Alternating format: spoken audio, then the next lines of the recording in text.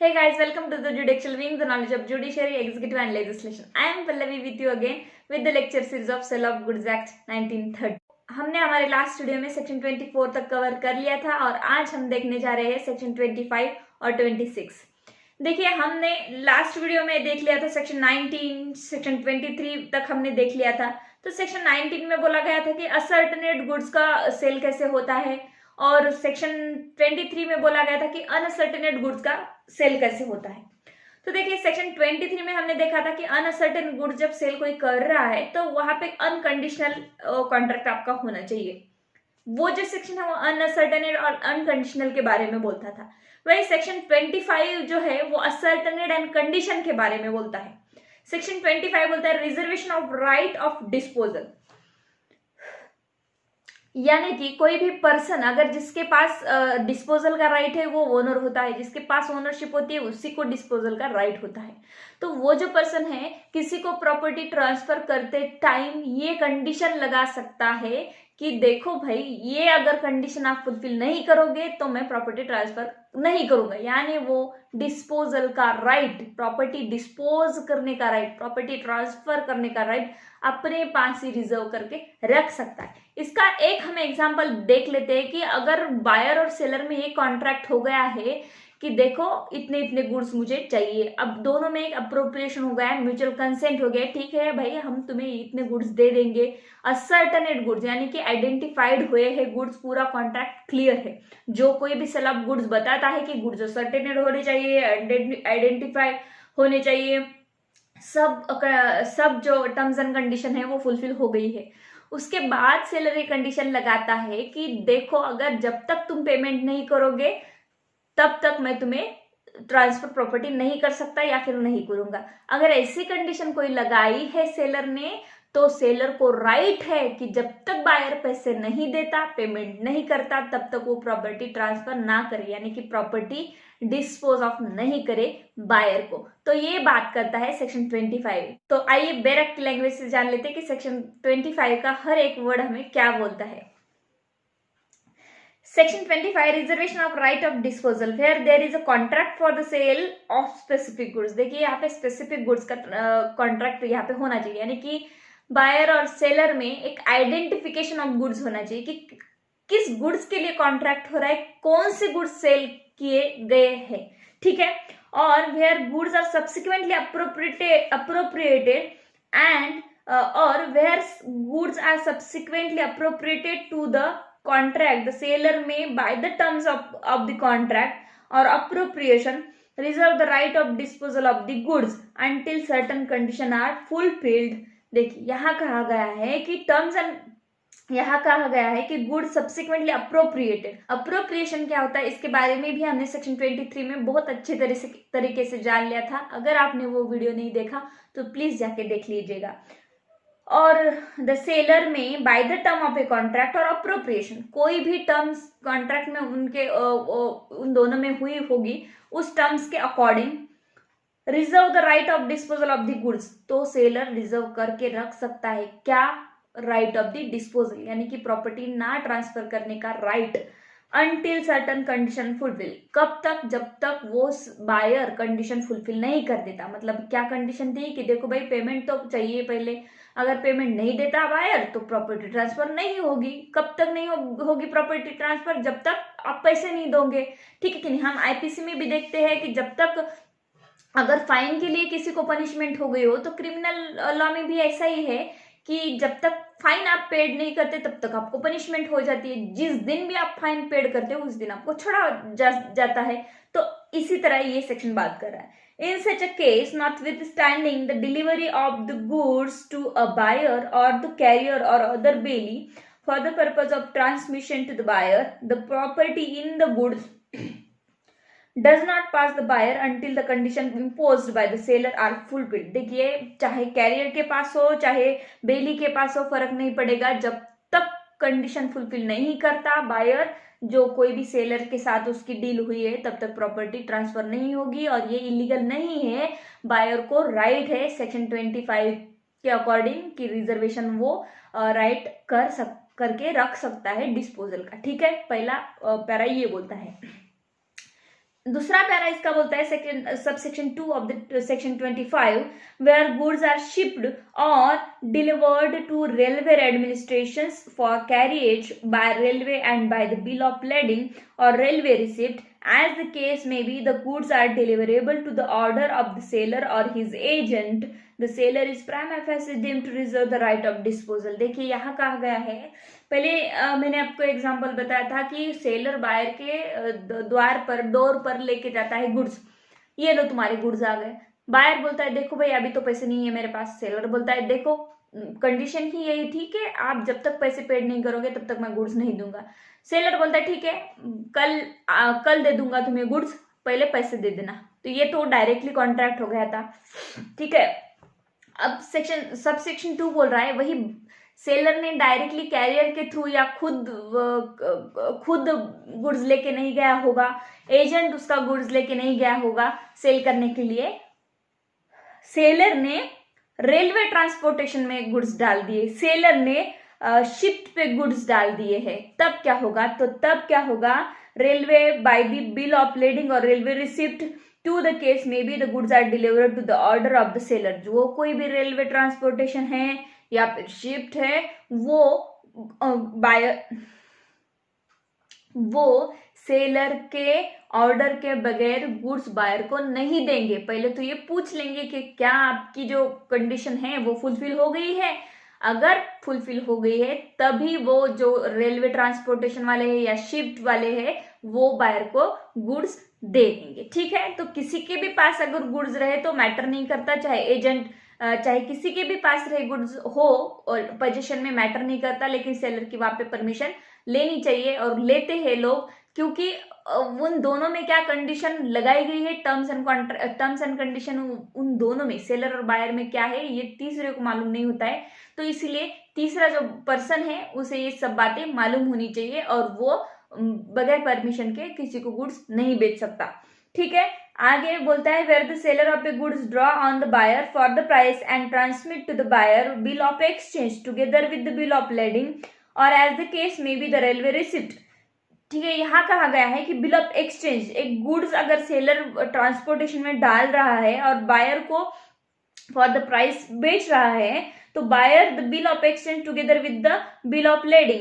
देखिए यहाँ कहा गया है, अगर देखिए हम यहाँ पे एक एग्जांपल लेते हैं, कोई भी सेलर अगर ट्रांसपोर्टेशन में कुछ गुड्स डाल देता है और वहां पे बायर अगर गुड्स लेने आता है तो वहां पे उसे बिल ऑफ एक्सचेंज दिखाना पड़ता है या बिल ऑफ लेडिंग दिखाना पड़ता है कि देखो भाई मैंने उनको ऑलरेडी हमारा कॉन्ट्रैक्ट हो चुका है, मैंने उनकी जो कंडीशन थी वो फुलफिल कर दी है। या फिर ऐसा दिखाना पड़ता है, बिल ऑफ एक्सचेंज में बहुत सारी चीजें आती है। बिल ऑफ एक्सचेंज मतलब अगर हो सकता है कि सेलर ने 10,000 में कोई गुड्स किसी को बेचे हो और वहां पे 5,000 पेड किए हैं बायर ने। अगर बायर जाता है ट्रांसपोर्टेशन वालों के पास, चाहे शिफ्ट में हो या फिर रेलवे ट्रांसपोर्टेशन के पास, कि देखो 5,000 पेड किए हैं और यहाँ पे सेलर ने बोल दिया है कि गुड्स लेके जाओ, 5,000 तुम 5 दिन के बाद दे देना। तो ऐसा कुछ उनका कॉन्ट्रैक्ट होना चाहिए, तभी वो सामने वाला जो ट्रांसपोर्टेशन वाला पर्सन है उसको राइट है कि वो सामने वाले को गुड्स ट्रांसपोर्ट कर दे, यानी कि उसको ही राइट है on the order of the seller और on the order of the seller's agent, चाहे सेलर हो या सेलर का एजेंट हो, अगर ये ऑर्डर देता है ट्रांसपोर्टेशन वालों को कि देखो उन्होंने हमारी कंडीशन फुलफिल नहीं की है, आप उसको गुड्स ट्रांसपोर्ट मत करना, ठीक है, तो वो नहीं देंगे। आगे secure acceptance of the payment of the bill of exchange. देखिए acceptance of the bill of exchange, तो ये सिक्योरिटी के लिए, एक्सेप्टेंस सिक्योर करने के लिए बिल ऑफ एक्सचेंज बनाया जाता है। The buyer is bound to return the bill of lading और the railway receipt if does not honour the bill of exchange and if he wrongfully return the bill of lading और railway receipt the property in the goods does not pass to him. तो देखिए अगर ये सब बातें नहीं करता buyer, ये सभी कंडीशंस फुलफिल नहीं करता, बिल ऑफ एक्सचेंज नहीं लाता, तो बायर को राइट नहीं है खुद के पास प्रॉपर्टी रिटेन करके रखने का और रॉन्गफुली रिटेन करके रखने का, और ट्रांसपोर्टेशन वाले भी है वो प्रॉपर्टी बायर को पास नहीं करेंगे, ठीक है। तो ये रहा सेक्शन 25। आगे हम पढ़ते हैं सेक्शन 26। 26 क्या बात करता है, risk prima facie passes with property. देखिए risk prima facie passes to with the property, जहां जहां ओनरशिप जाती है रिस्क उसके पीछे पीछे ही जाती है, मतलब रिस्क फॉलो करती है ओनरशिप को, ठीक है कि नहीं। मेरे पास एक गुड्स है, मैंने किसी दूसरे को बेच दिए, अब बेच दिए तो ओनरशिप उसको ट्रांसफर हो गई, तो रिस्क भी उसको ट्रांसफर हो गई। हमने रिस्क के बारे में सेक्शन 23 जब पढ़ा था तो बहुत डीपली पढ़ा था, यानी कि जब भी कोई सेलर प्रॉपर्टी ट्रांसफर कर देता है किसी को और वो प्रॉपर्टी ट्रांसफर हो जाती है बीन, और दूसरा जो बायर है वो प्रॉपर्टी यूज करना भी स्टार्ट कर देता है और फिर उस प्रॉपर्टी को कुछ हो जाता है, तो बायर की रिस्पॉन्सिबिलिटी है उस प्रॉपर्टी के रिगार्डिंग। बट प्रॉपर्टी ट्रांसफर नहीं होती, सिर्फ एक अग्रीमेंट होता है कि देखो भाई मैं 2-3 दिन के बाद आने के बाद मैं प्रॉपर्टी आपकी खरीदूंगा। अभी कोई भी टाइटल ट्रांसफर नहीं हुआ है या ओनरशिप नहीं हुई है उसकी, या फिर उन दोनों में ऐसा कॉन्ट्रैक्ट भी नहीं हुआ है, प्रॉपर्टी किसके पास है, सेलर के पास ही है, तो तब क्या होगा, सेलर की रिस्क होगी, यानी कि जिसके पास ओनरशिप है उसकी रिस्क होगी। मैंने सेक्शन 23 में एक बहुत अच्छा आपको उदाहरण बताया था कि मैं मॉल में जाती हूँ, मॉल में बहुत सारे कपड़े लगे हुए होते हैं, वहां पे मैं सिर्फ देखती हूँ, ठीक है कि नहीं, देखती हूँ और मैं खरीदने जा ही रही हूँ, तभी उसमें एक कपड़े को आग लग जाती है और वो कपड़ा जल जाता है, ठीक है। वो कैसे, अनसर्टेनेट गुड्स है और उसकी ओनरशिप अभी मेरे पास ट्रांसफर नहीं हुई है, तो रिस्क किसका है, सेलर का है, सेलर पे करेंगे उस प्रॉपर्टी को। लेकिन जब भी मैं वो खरीद लेती हूँ और खरीद के लेके आती हूँ या फिर सिर्फ खरीद लेती हूँ और मेरी वजह से या फिर कुछ और वजह से उस प्रॉपर्टी को कुछ हो जाता है, तो रिस्क मेरा होता है क्योंकि ओनरशिप मुझे ट्रांसफर हो गई है, ठीक है कि नहीं। तो देखिए 26 क्या बोलता है, अनलेस अदरवाइज एग्रीड। देखिए अनलेस अदरवाइज एग्रीड, ये जो सेक्शन है ना एब्सोल्यूट नहीं है, ये जो risk prima facie passes with the property, ये एब्सोल्यूट रूल नहीं है। क्यों नहीं है एब्सोल्यूट रूल, देखिए हम क्रिमिनल में भी देखते हैं, और मैं एक क्रिमिनल का आपको एग्जांपल दे रही हूँ कि अगर किसी की डेथ हो जाती है, ठीक है कि नहीं, किसी की सस्पेक्टेड भी डेथ हो जाती है, तो इसका ये मतलब नहीं है कि किसी ने उसका मर्डर ही किया है, ठीक है। ए नाम, अगर किसी की डेथ हो गई है और एक्यूज्ड को पकड़ा गया है, तो उस एक्यूज ने इंटेंशनली ही उसकी डेथ की है ऐसा ही नहीं माना जाएगा। हो सकता है उसने कल्पेबल होमिसाइड किया हो सकता है उसने ग्रेव एंड सडन प्रोवोकेशन में किया हो सकता है उसने सेल्फ डिफेंस में किया हो, तो ये रूल कोई एब्सोल्यूट नहीं होता है। क्यों नहीं होता है, तो उसको देखना पड़ता है कि क्या सच में उसने मर्डर किया है या नहीं। तो यहाँ पे भी वही है कि risk prima facie passes with the property, ownership transfer तो हो गया तो तभी उसकी ही रिस्क हो जाएगी ऐसा भी नहीं है। बहुत सारी कंडीशंस एंड बहुत सारी बार ऐसा भी होता है कि कॉन्ट्रैक्ट में अगर ऐसा लिखा हो कि चाहे कुछ भी हो जाए, ठीक है, दो भाई, एक भाई बोलता है दूसरे भाई को, देख मैं तेरे नाम पे प्रॉपर्टी कर दे रहा हूँ, मैं तुझे गुड्स गिफ्ट कर दे रहा हूँ, बट चाहे इस गुड्स को जब तक मैं हूं जिंदा तब तक इस गुड्स को कुछ भी हो जाए तो इसका पूरा खर्चा मैं ही करूंगा, इसकी जो कोई भी रिस्क है मैं ही उठाऊंगा, ठीक है कि नहीं। अब क्या ये रूल एब्सोल्यूट है, अगर एब्सोल्यूट होता तो ये बोल ही नहीं सकता था कि देखो भाई कुछ भी हुआ तो मैं ही उसका रिस्क लूंगा। तो इसीलिए ये रूल जो है एब्सोल्यूट नहीं, ये डिपेंड करता है बायर और सेलर के टर्म्स एंड कॉन्ट्रैक्ट पे, ठीक है। क्योंकि पार्टी को कोई देखिए पार्टी को कोई legal terms and condition contract में डालने के लिए कोई प्रिवेंट नहीं कर सकता, ठीक है कि नहीं, कुछ भी आप डाल सकते हो, ठीक है। जैसे मैंने अभी दो भाई का एग्जांपल बताया, तो इलीगल नहीं होना चाहिए, खाली जो कोई भी टर्म्स आप डाल रहे हो लीगल हो गए तो वहां पे ये रूल अप्लाई नहीं होगा कि अगर एक ही पे आप रिस्क डालना चाहते हो सेलर या बायर पे तो ऐसा हो सकता है। ये एब्सोल्यूट रूल नहीं है और ये कभी कभी टर्म्स के अकॉर्डिंग ओनरशिप से सेपरेट भी होता है। जैसे मैंने आपको पहले कहा था कि जहां जहां ओनरशिप जाएगी वहां क्या जाएगा, रिस्क जाएगा।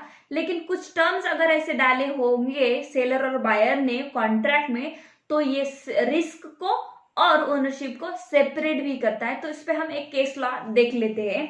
केस लॉ है यम Champaklal versus CP Shah. An agreement specifically provided that during a transport the goods shall be the property of the seller, but they shall be at the buyer's risk. It was held that it is valid as the risk and property may separated by terms of the contract. देखिए यहाँ कहा गया है, ये general rule है कि जहां जहां ओनरशिप जाएगी वहां प्रॉपर्टी जाएगी, लेकिन उस रिस्क को और ओनरशिप को कोई टर्म्स अगर कॉन्ट्रैक्ट में ऐसी डाली गई हो तो वो सेपरेट भी कर सकती है। क्या वो कॉन्ट्रैक्ट में डाली हुई टर्म्स, ठीक है, आइए फ्रेंड्स, बैरक की लैंग्वेज क्या बोलती है ये भी हम जान लेते हैं। अनलेस अदरवाइज अग्रीड, तो इसका यही मतलब है। तो अगर कॉन्ट्रैक्ट में कुछ टर्म्स ऐसे डाले नहीं है स्पेसिफिकली, तभी ये सेक्शन उस पर अप्लाई होगा, अगर डाले होंगे तो नहीं होगा।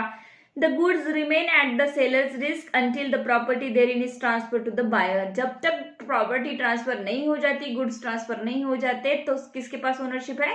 सेलर के पास है। तो रिस्क कौन भर के देगा? अगर प्रॉपर्टी को कुछ डैमेज हो गया तो सेलर देगा।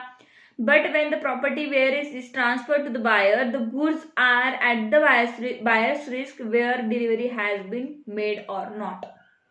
अगर ट्रांसफर हो जाती है प्रॉपर्टी, गुड्स ट्रांसफर हो जाते हैं, तो रिस्क किसका रहेगा?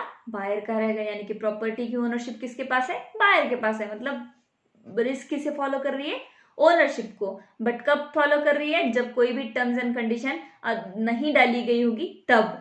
प्रोवाइड, यहाँ पे 2 प्रोवाइजो दिए गए, उसमें से पहला प्रोवाइजो बोलता है where delivery has been delayed through the fault of either buyer or seller, the goods are at the risk of the party in fault as regard any loss which might not have occurred but for such a fault. तो यहाँ बोला गया है कि अगर property transfer हो रही है और किसी एक की वजह से, यानी कि बायर की वजह से या फिर सेलर की वजह से डिले हो जाती है प्रॉपर्टी, ठीक है कि नहीं?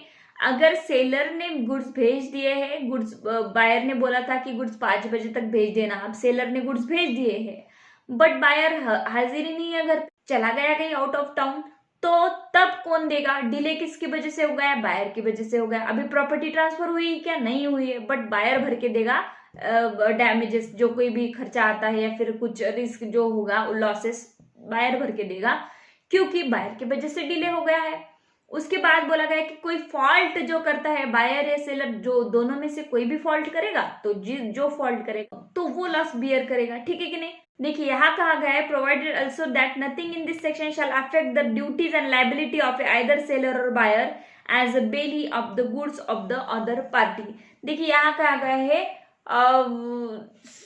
ओनरशिप किसके भी पास अगर ट्रांसफर हो गई हो, ठीक है कि नहीं, अगर चाहे प्रॉपर्टी पोजीशन में किसके हो, बेली के हो, तो इसका ये मतलब नहीं है कि जिसको ओनरशिप ट्रांसफर हो गई है वही लॉसेस बियर करे। फिर हमें क्या लेना देना? हमारे पास अगर प्रॉपर्टी पड़ी भी है तो हम इसका ध्यान नहीं रखेंगे, ऐसा नहीं होता है। अगर मैंने किसी को प्रॉपर्टी बेच दी है, ठीक है, गुड्स बेच दिए हैं, वो बोल रहा है कि मैं 1 महीने के बाद लेके जाऊंगा, ओनरशिप ट्रांसफर कर दी, टाइटल ट्रांसफर कर दिया, सब कर दिया। अब मैं बोल रही हूँ कि देखो भाई, अब ओनरशिप तो ट्रांसफर हो गई है, मुझे कुछ लेना देना नहीं है, इस गुड्स को मैं बाहर रख देता हूँ, बारिश आ जाएगी, गुड्स खराब हो जाएंगे, और जब लॉस बियर करने का टाइम आ गया तो मैं बोल रही हूँ कि मेरा थोड़ी ना रिस्क, मैं थोड़ी ना रिस्क लूंगी। अगर जब लॉस बियर करने का टाइम आ गया तो मैं ऐसे नहीं बोल सकती कि देखो मेरी तो लाइबिलिटी यहाँ पे नहीं बनती है। क्यों नहीं बनती? क्योंकि मैंने तो ओनरशिप ट्रांसफर कर दी थी। तो ये आप नहीं कर सकते, यही ये प्रोवाइजो बोल रहा है। अगर जनरल रूल चाहे ये बोल रहा हो कि ओनरशिप जहां जहां जाएगी रिस्क वहां वहां जाएगी, इसका मतलब ये नहीं है कि आप उस प्रॉपर्टी के साथ, अगर आपकी ओनरशिप नहीं है तो कुछ भी करो, ठीक है कि नहीं? अगर आपके पोजीशन में है तो आपको उस प्रॉपर्टी का ध्यान रखना चाहिए, आपको उसकी केयर करनी चाहिए, ठीक है?